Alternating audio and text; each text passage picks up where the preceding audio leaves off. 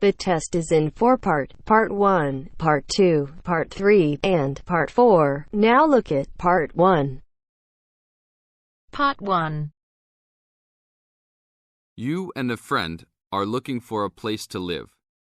You have a list of places and go to see a rental agent to check on a number of points.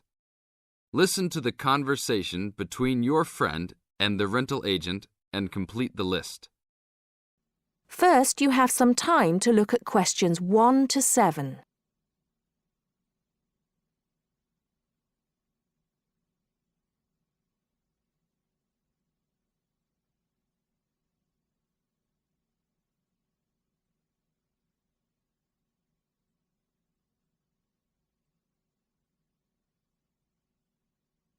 Now listen carefully and answer questions 1 to 7.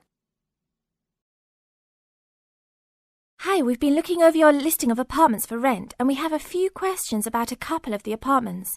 Can you help us? Sure. Yep, this is our most recent listing. What would you like to know? Well, we were first wondering about the house on 3rd Street. We can see that it is furnished and rents for $135 a week, but can you tell us how many bedrooms it has? Let's see. In addition to the den, it has 3 bedrooms.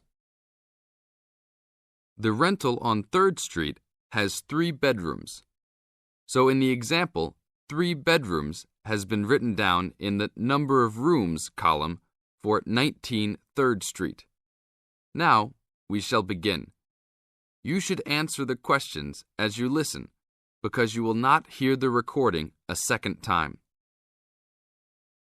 Listen carefully and answer questions 1 to 6. Hi, we've been looking over your listing of apartments for rent and we have a few questions about a couple of the apartments.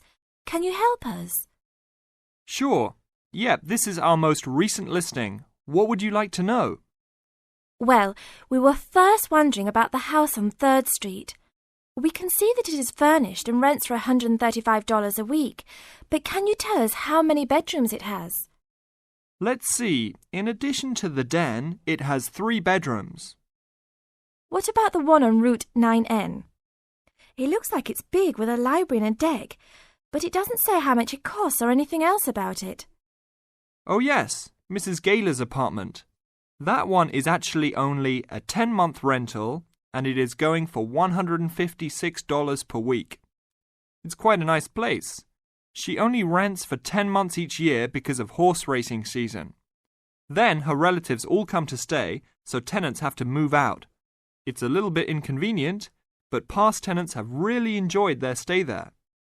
Oh, well, we need it for a full year. I guess that one is out. How about the rental on Browen Drive? How many rooms does that one have? As it says on the list, it has 2 bedrooms and a private kitchen and bath. But it's actually a very small place. That's why it's a bit cheaper. Oh. Well then, what about the one that has 3 large rooms? Who is renting that property? That one is a good deal. Mr. John Smith is renting it. But he's quite eccentric and he has a strict rule about no pets. How about cats? Nope, absolutely no pets. Well then, how about this studio apartment rented by Mr. Bo Jensen? How is that one? That ad is actually a bit deceptive. The studio apartment is the whole upper floor of an older house. It's actually very large and, at $45 a week, quite affordable. And it's near campus. I think I'd like to check that one out. Do you have a telephone number that we can call? It's not on the list? Oh, it isn't. Here it is. You should ring area code 518 and then 543-7790. Thanks. I think I'll call on that one first. Your friend decides that he would like to talk to Mr. Bo Jensen. Before you hear the rest of the talk, you have some time to look at questions 8 to 10.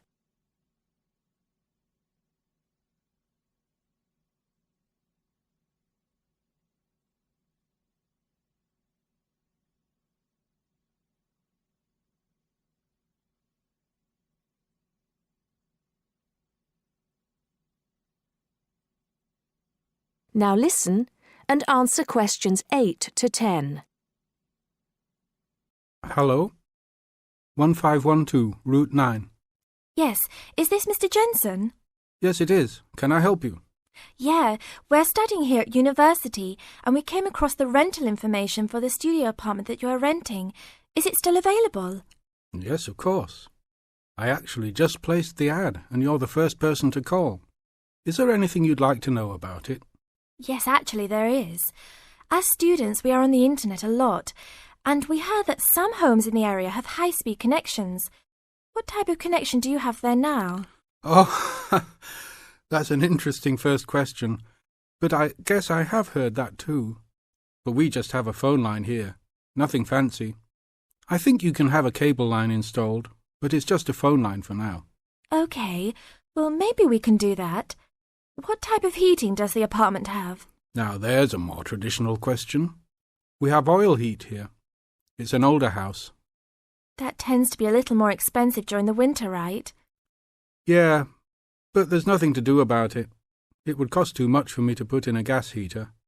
What else would you like to know about the apartment? Well, we heard it was quite big. Is it furnished? Actually, yes. I should have put that in the ad. It has an old couch and a couple chairs, a dining table, refrigerator, stove, and even a dishwasher. Does it have any beds? Yep, it has 2. That sounds great. When is the apartment available? You can have it tomorrow night if you want. I just have to clean up a couple things before you get here. Do you want to come over and see it first? No, it sounds fine to us. I actually know the street too, so I know the area. We'll take it. That is the end of part 1. You now have half a minute to check your answers.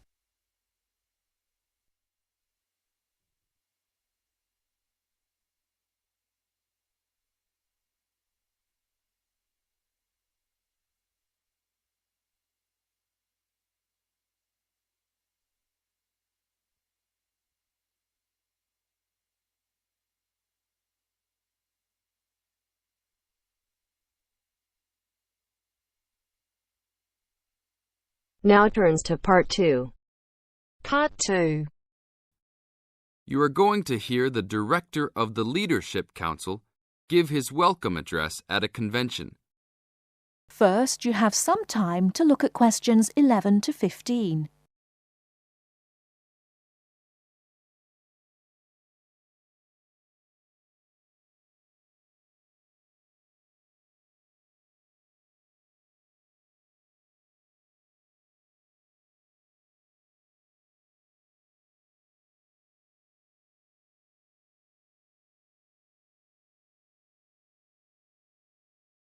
Now, listen carefully and answer questions 11 to 15.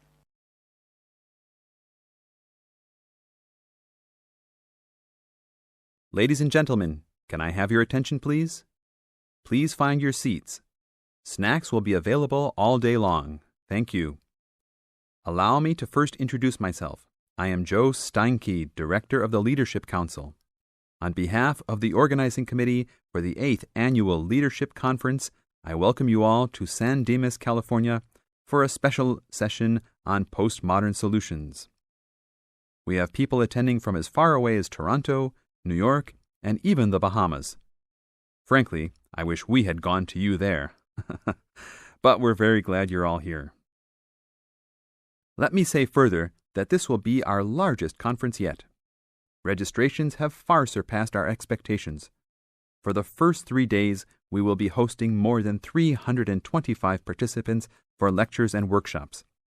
Another 100 will be joining us for our final 2 days and culminating session on Friday evening. We also have a larger selection of seminars than ever, a total of 32. Because we know that you all will want to attend a few special sessions, we will repeat key seminars each day.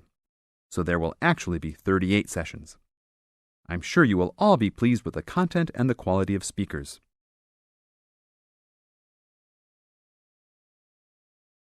Before you hear the rest of the talk, you have some time to look at questions 16 to 20.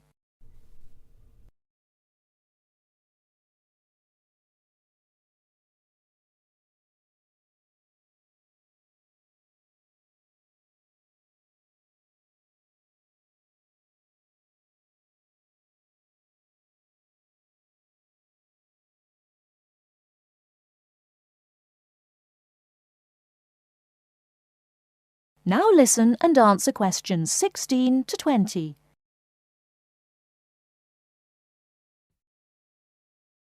Now, for those who have opted not to take part in our bag lunches, there are a number of places nearby that we can recommend. We are located here in the convention center just across the street from the Harford Shopping Mall, and the place we most recommend is Vital's, which is just west across Queen Street on the opposite corner. Please be careful crossing both streets, however, as we don't want to lose any participants. If you're not up to Vital's, you can also get some Italian food at the Olive Garden, which is further down Queen Street and east on Danning Avenue, across from the police station. They have a great minestrone soup and excellent breadsticks, all you can eat. On the other hand, if you want some good old American food, you can head to Fuddruckers for some big hamburgers or to the Cattle Company for some fat, juicy steak. Fuddruckers is next to the Olive Garden, but the Cattle Company is back closer to us in the opposite direction of Vital's. Just go east out of the convention center across King Street. It's on the same side as the convention center, so you just have one street to cross. Enjoy.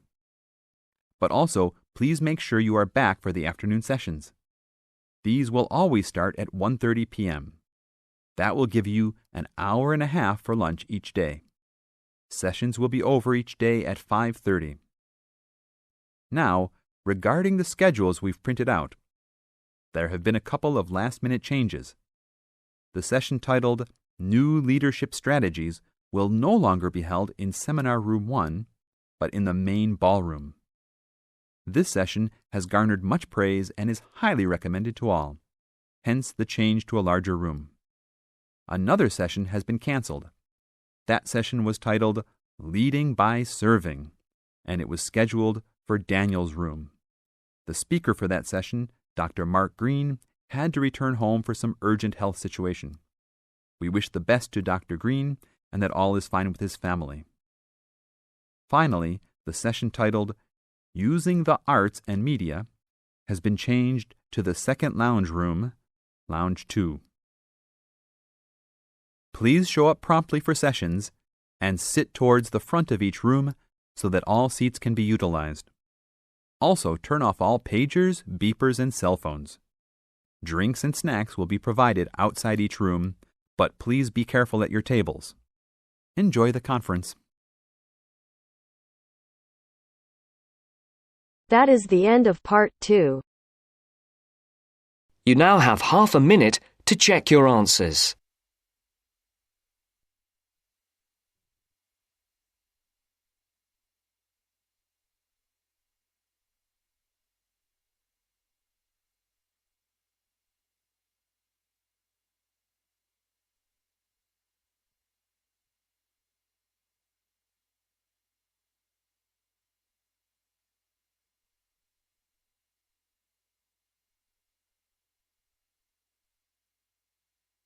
Now turns to part 3. Part 3.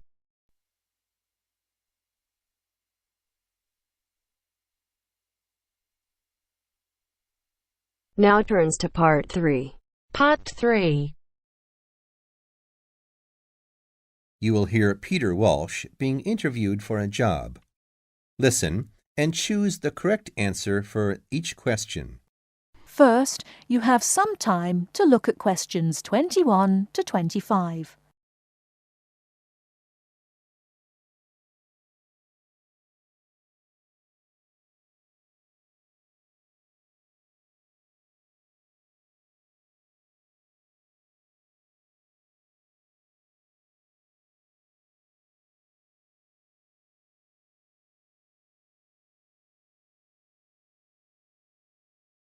Now, listen carefully and answer questions 21 to 25. Joanne! Hi, you must be Rob. Nice to meet you. So, I hear you're planning to visit Australia. Yeah, and I really wanted to talk to you because I was thinking of spending some time in Darwin, and my sister told me you're from there. That's right. So, tell me about it. Well, where shall I start? Well, Darwin's in what they call the top end, because it's right up at the northern end of Australia, and it's quite different from the rest of Australia in terms of cultural influences. In fact, it's nearer to Jakarta in Indonesia than it is to Sydney, so you get a very strong Asian influence there. That means we get lots of tourists. People from other parts of Australia are attracted by this sort of international cosmopolitan image. And as well as that, we've got the same laid-back atmosphere you get all over Australia. Probably more so, if anything, because of the climate. But what a lot of the tourists don't realize until they get there is that the city's also got a very young population. The average age is just 29, and this makes the whole place very buzzy. Some people think that there might not be that much going on as far as art, music, dancing, and so on are concerned, because it's so remote. I mean, we don't really get things like theater and opera in the same way as cities down in the south, like Sydney, for example, because of the transport expenses. But in fact, what happens is that we just do it ourselves. Lots of people play music, classical as well as pop, and there are things like artist groups and writers groups and dance classes. Everyone does something. We don't just sit and watch other people. You said it's very international. Yeah, they say there are over 70 different nationalities in Darwin. For instance, there's been a Chinese population there for over 100 years. We've even got a Chinese temple. It was built way back in 1887, but when a very bad storm, a cyclone in fact, hit Darwin in the 1970s, it was almost completely destroyed. The only parts of the temple that survived were part of the altars and the stone lions, but after the storm, they reconstructed it using modern materials. It's still used as a religious center today. But it's open to tourists, too, and it's definitely worth going to see it. Oh, and as far as getting around goes, you'll see the places that advertise bicycles for hire. But I wouldn't recommend it. A lot of the year, it's just so hot and humid. Some tourists think it'll be fine because there's not much in the way of hills, and the traffic's quite light compared with some places. But believe me, you're better off with public transport. It's fine and not expensive. Or you can hire a car, but it's not really worth it. What's the swimming like? Well, there are some good beaches, but the trouble is that there's this nasty creature called the box jellyfish, and if it stings you, you're in bad trouble. So you have to be very careful most of the year, especially in the winter months. You can wear a lycra suit to cover your arms and legs, but I wouldn't like to risk it even so, personally. And there are the saltwater crocodiles, too. I mean, I don't want to put you off. There are protected swimming areas netted off where you'll be safe from jellyfish and crocs, or there are the public swimming pools. They're fine, of course.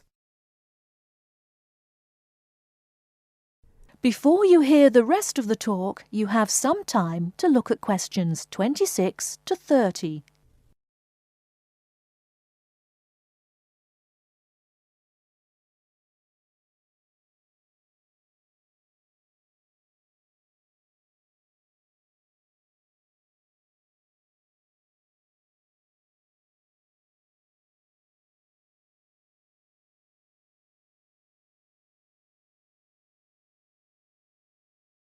Now listen and answer questions 26 to 30.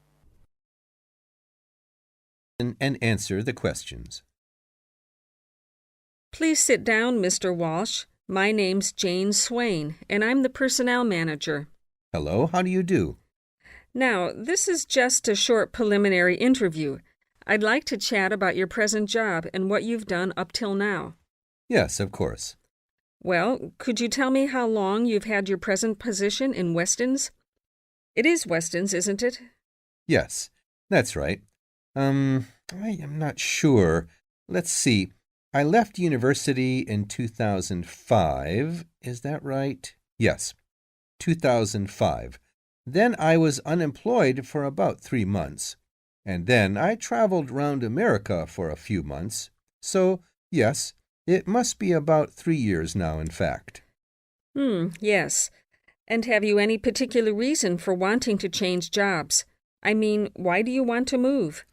Well, I actually like my present job and still find it interesting and stimulating. The salary's okay, so it's nothing to do with money, though you can always do with more. I suppose the thing is that I'm really very ambitious and keen to get promoted, so that's the real reason. You say you like your job. Can you tell me what aspect you like most? Oh, my dear, that's difficult. There are so many things. The other people are great. There's a good cooperative atmosphere. I mean, among the staff, and compared to other companies, the conditions are great. I mean, the office itself and the working conditions. And then there's the fact that they give me lots of room for initiative and let me make decisions. You know, that's what I really like most about the job. Yes, well, we're looking for someone like that. You know, someone who isn't a clock watcher and who isn't too concerned about working fairly long hours. Oh, I don't mind that. I'm used to it. And what about your education? You went to Manchester University, didn't you? Yes. After leaving school, I started a diploma course in design, but I decided to give it up and did an arts degree at university instead. Good. And have you done any courses since?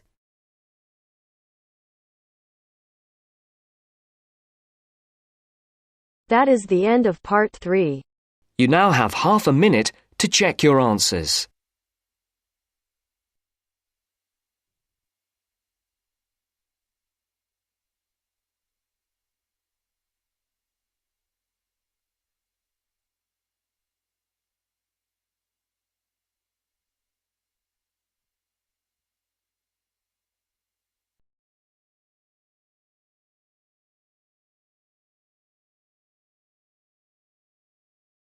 Now turns to part 4. Part 4. You'll hear a teacher talking about several British art galleries. First, you have some time to look at questions 31 to 33.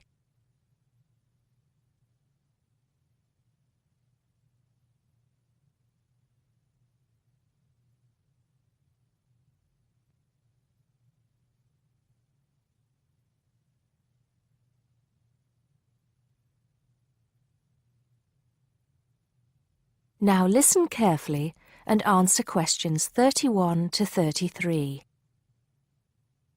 Good afternoon. Welcome to the first class of V100 Art and History.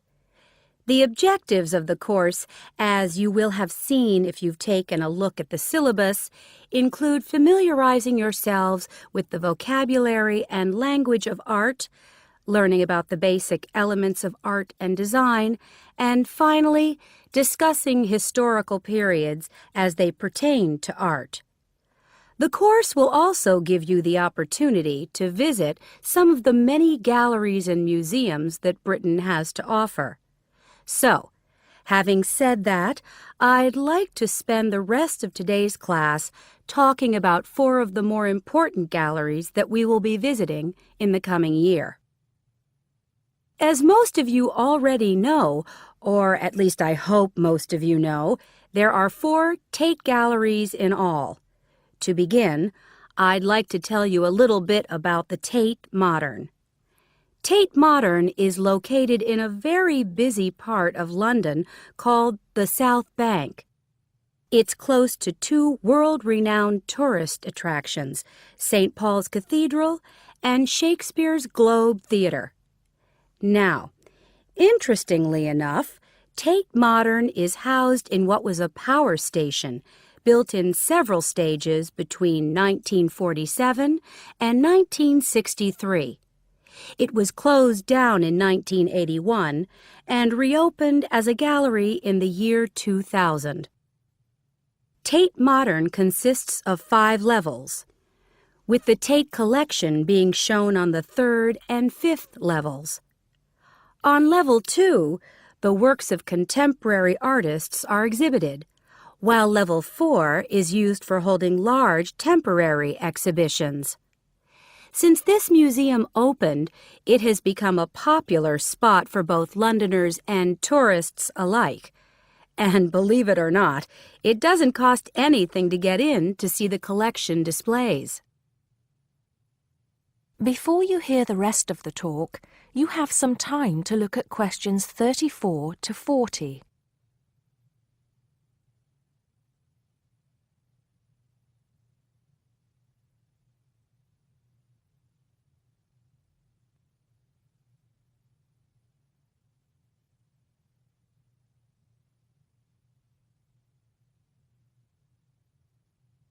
Now listen and answer questions 34 to 40.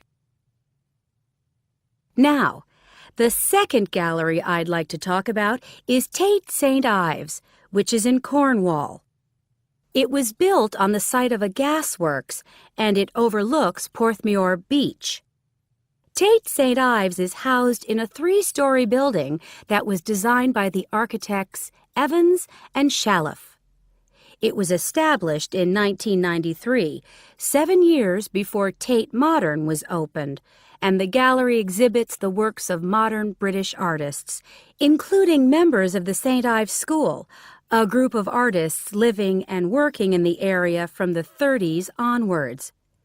In later lectures, we'll be looking at the work of some of the artists who belong to that group and the ways in which they influenced each other. Okay, am I going too fast for any of you? No? Good.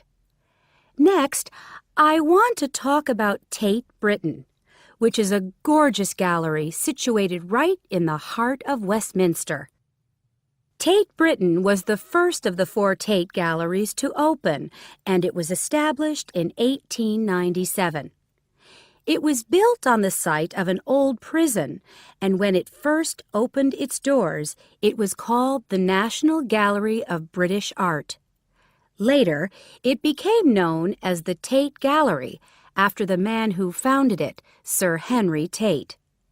During its lifetime, Tate Britain has been damaged twice, once by floodwaters from the River Thames, and once by bombings during World War II.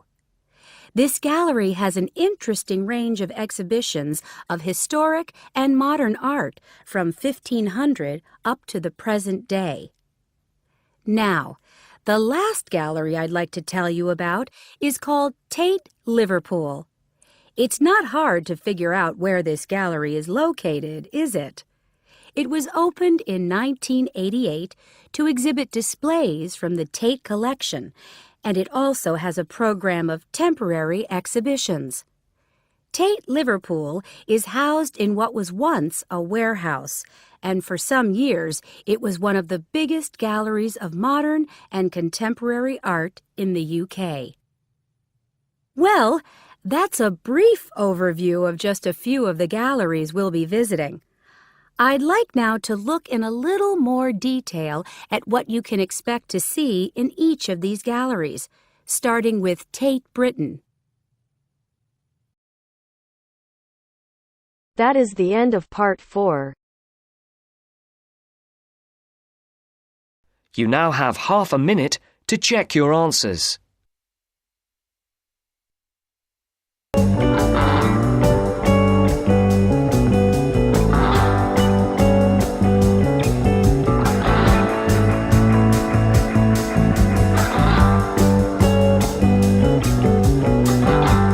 That is the end of the test. You now have 10 minutes to transfer your answers to your Ielts listening answer sheet.